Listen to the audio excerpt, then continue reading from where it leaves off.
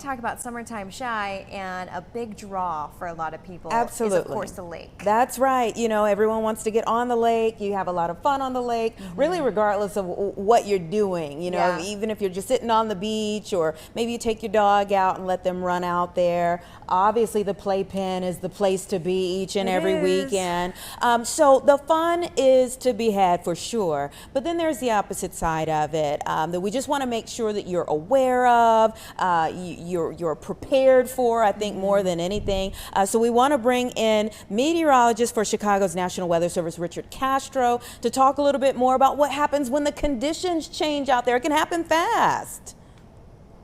Absolutely. And right now, literally today, we're dealing with it. The waves went up from about a foot to some places like off of Michigan City, 8 feet within a couple hours. Wow. So, and when the waves build like that, that's when becomes much more likely to have dangerous currents, rip currents, currents near any sort of shoreline structures. So it really can happen quick.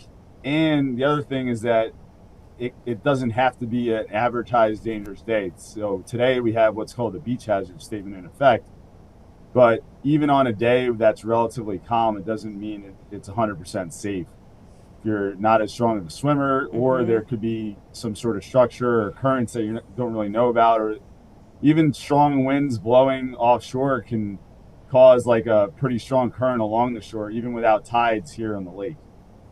I think it is interesting because my cousins were just visiting for the first time from Southern California this last weekend, and we went to the lake, and they were taken back. They're like, it looks just like the ocean. But then they go, oh, but you know, it's not as scary because there's no big waves, there's no rip currents, there's no, and I said, no, girls, actually there are. So what are some things or some signs you should really look out for? I know you mentioned maybe some, when you are going to the lake and thinking about going into the water.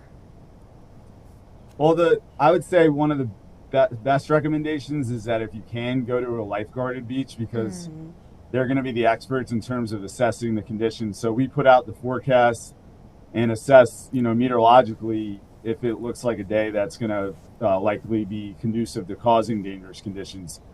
The lifeguards themselves, the aquatic managers, the lakefront managers, are going to check the beach in the morning and decide, what sort of restrictions they're going to have. Are they going to shut down swimming for the day? Are they going to restrict you to waist deep swimming? And then you don't have that at an unguarded beach. Not that you shouldn't go, it's just that, extra level of safety. Parents, keep an eye on your kids. Demographically, young males are the most likely to unfortunately be involved in any of these incidents that do happen every year on the Great Lakes.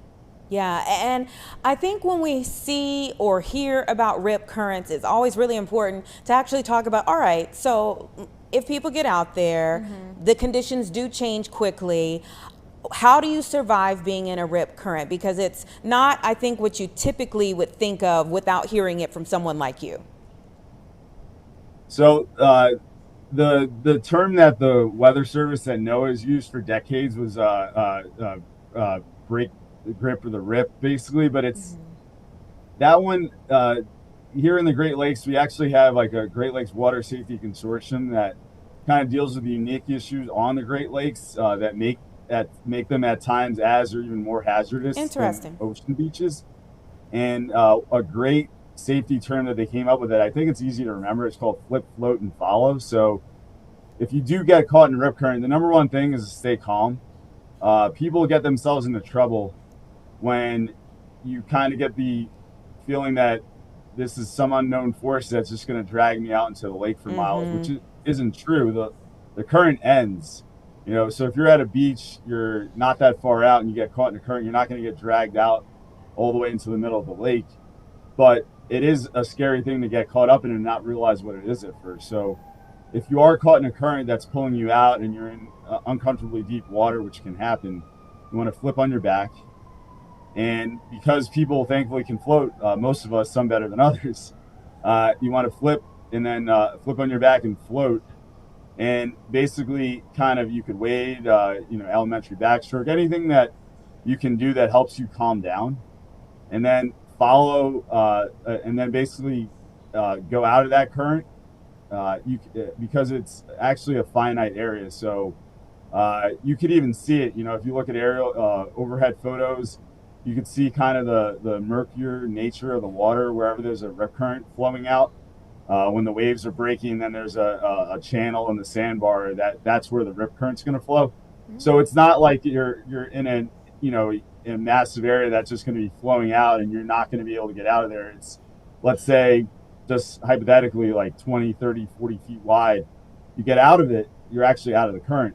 And then you're able to, if you're on your back and you're floating, you're not panicking, you're not swimming against it, you're not using your energy, exhausting yourself, and then you can actually just get out and then get back in closer to shore. So flip, float, and follow.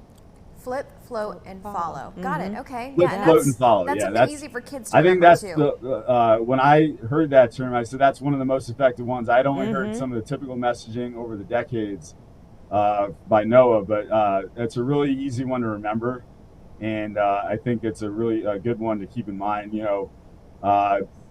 July and August are the most incident-prone months of the year on Lake Michigan.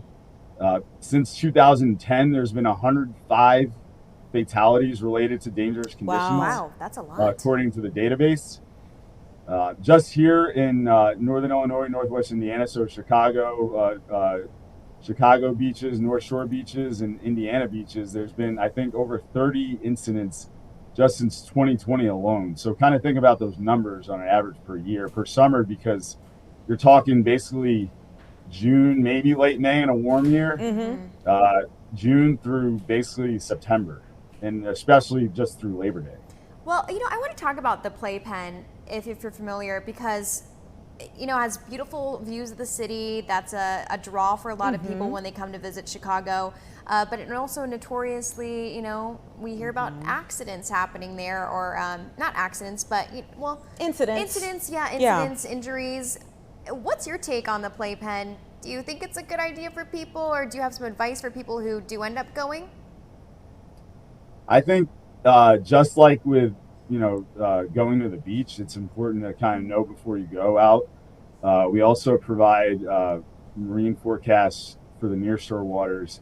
When we put out things like small craft advisories, if you're an avid boater, if you're an experienced boater, you may be fine taking the risk there. But if you're, let's say, renting a boat, or you're not, or you're newer to it, that's something to keep in mind when we put those out. Especially when we're talking like a day like today with strong north winds from the north building waves, you're talking really choppy conditions. Waves could be as high as 4 to 7 feet. So, and then if you're trying to go in an area where there's jetties, rock outcroppings, and all that,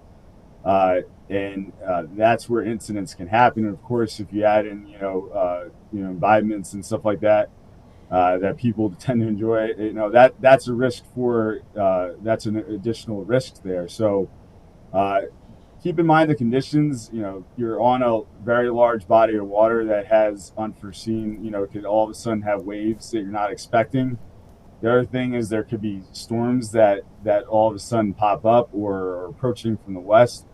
You have to quickly get to shore. In an area like Chicago, super populous city right on the lake, you're going to have a ton of people out there. So that adds to the risk factors of being out in a boat in those areas. And if anybody's considering swimming too, you also have to keep in mind what the conditions are going to be. Yeah, I would love to know, before we let you go, about how you inform people for like major events. Like, we talked about the race to Mackinac that's happening soon, and you've got all these people who get ready. And last year, there was a major weather event in the middle of all of that. So we have made tremendous inroads. We in the National Weather Service have made tremendous inroads in terms of partner engagement and helping prep people for the possibility of major events. So, we've always had the chain of warnings, for special marine warnings, severe thunderstorm warnings for land and beach areas. But we've made tremendous inroads in terms of sending out briefings, having briefings via webinar in terms of the potential for dangerous conditions. And for an event like Mackinac, There's also there's a briefing schedule set up for big events like that for the offices that are responsible for informing public safety officials involved in kind of running an event like that. The public safety officials will interface with the private sector outlets that are running things. An example of that being, the possibility that we're even on site. So, take a step back from the beach itself or the lake, is something like Lollapalooza coming up in a couple of weeks. Yeah. We actually have NWS meteorologist, myself, I'll be there for a couple of days working face to face with people from Chicago OEMC, and we have the ability to go face to face with the event organizers themselves. So that's going to be the case for events on the lake as well. So anything that has a water component, we even have a way to email briefing packets out to the ship captains themselves, stuff like that. So anybody that's involved in an event is probably going to have some sort of weather information passed along to them in some form or fashion. Yeah, serious stuff, but at the same time, I'm thinking, like, how do you tell your kids, like, I got to go work at Lollapalooza? Yeah, no kidding, right? And you can't come with me. And you can't come with me. I'm going for research purposes. Yeah, exactly, yeah. I have to keep everyone safe like a superhero. Well, Thanks thank so you so much. Yeah, that was a great conversation. Although, like Anita said, it's serious, but it's also really good to know and to pass on to others if they're not watching with us right now. Yeah, thank you for what you do. Oh, we absolutely, appreciate yeah. it. Yeah, just keep in mind the beach is going to be a little bit rough probably until later tomorrow. So. Okay. All right. Thank you so much.